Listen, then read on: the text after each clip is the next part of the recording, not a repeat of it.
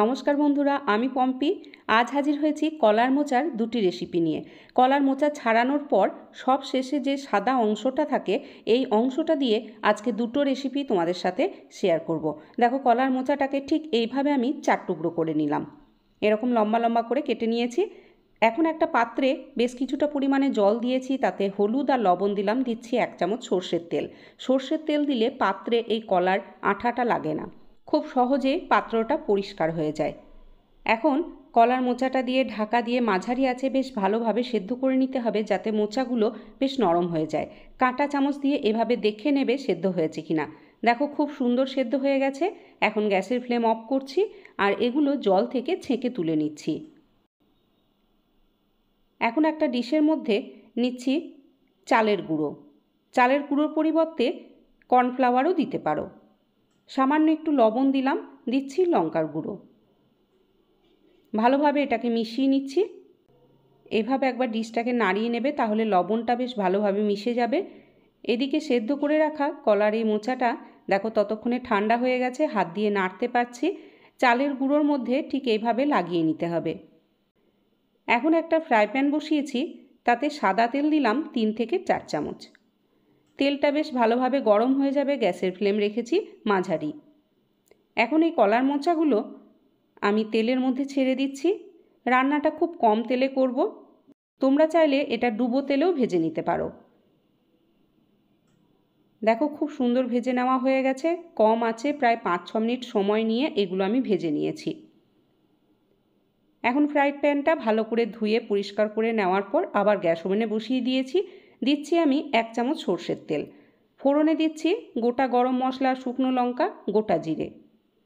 ফোড়ন থেকে যখন বেশ সুন্দর গন্ধ উঠবে, তখন এর মধ্যে দিয়ে দিচ্ছি কেটে রাখা টমেটো। একটা মাঝারি সাইজের টমেটো নিয়েছি। একটু নাড়াচাড়া করে নিচ্ছি। এরপর টমেটোর মধ্যে দিয়ে দিচ্ছি আমি হলুদ আর লবণ। তাহলে টমেটোটা খুব ভালো নরম হয়ে যাবে। ঢাকা দিয়ে মাঝারি আঁচে টমেটোটাকে রান্না করে নেব। মাঝারি আঁচে 2 থেকে 3 মিনিট রান্না করে নেওয়ার পর ঢাকাটা সরিয়ে নিলাম। দেখো, টমেটো খুব সুন্দর সেদ্ধ হয়ে গেছে, নরম হয়ে গেছে। এখন এর মধ্যে দিচ্ছি আদা বাটা, সেই সাথে পেঁয়াজ রসুন বাটা। পেঁয়াজ রসুনটা একসাথেই বেটে রেখে দিই, আদাটা আলাদা করে বাটি। তাহলে কি বলো তো, নিরামিষের দিনে আদা বাটাটা আলাদাভাবে রান্নাতে দেওয়া হয়। এর সাথে গুঁড়ো মশলা কিছু দিলাম, ধনে, জিরে, লঙ্কা আর হলুদ গুঁড়ো। অল্প একটু জল দিয়ে মশলাটাকে ভালোভাবে কষিয়ে নেব। কষিয়ে নেওয়ার পর দিচ্ছি জল। খুব একটা বেশি জল লাগবে না, রান্নাটা ঝোলঝোল করলে খেতে ভালো লাগবে না। অল্প জল দিলাম, দেখো ফুটে গেছে।